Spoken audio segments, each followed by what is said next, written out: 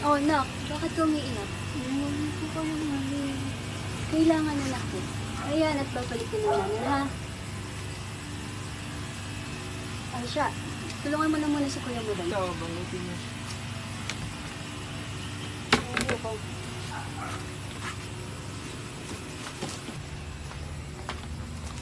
Oh, ba't Biyernes Santo mga mukha ninyo?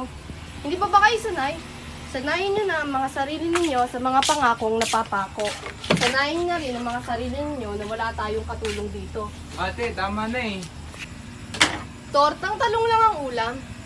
Hindi bale, kapag nakapagpadala na ulit ng pera, marami na ulit tayong ulam. At hindi lang ulam ha, t-shirts, bags, pabango, sapatos. Ate, tama na sabi eh. Michael, dali mo na muna si Daday sa kwarto. Daday, sumama ka na muna sa Kuya mo. Sige na. Pwede ba? Tigilan mo na nga ang pagtawag sa kanila ng anak. Mamiss pa ni Daday yan, mawawala ka rin naman. Ikaw lang naman hindi kumikilala sa aking ina eh. Os, 1, 2, 5, 6 na linggo. Tingnan natin kung hindi spitalon ulit maging nanay niyan. Ano ba talaga gusto mo, Carla, ha?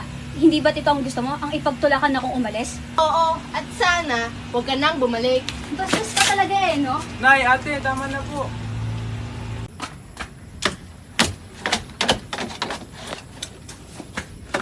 Ano? Lalayas ka na naman? Ha? Sige, lumayas ka. Talagang lalayas ako! Magpakabalo ka sa bisyo mo? Magpakabuhan ka sa mga lalaki mo? Gagawin ko talaga yan! Nay, ate. Sige, magpakabuntis ka ulit. Tingnan ko lang kung respetuhin ka pa ng anak mo. Kapag asin na lang inuulam nyo, kapag binibenta mo na lang yung katawan para lang may makain kayo. Alam mo, nagpapasalamat ako sa Diyos dahil hindi sinilang ang mga batang katulad mo na irresponsable at makasarili tulad mo. Kung magkakaanak man ako, sisiguraduhin ko na magkasama kami sa hirap at ginhawa. Hindi ko siya ipagpapalit dahil lang sa pera. Bastos ka talaga eh, no? Kapal na mukha mo, wala kang utang na loob. Ikaw sumira ng buhay mo.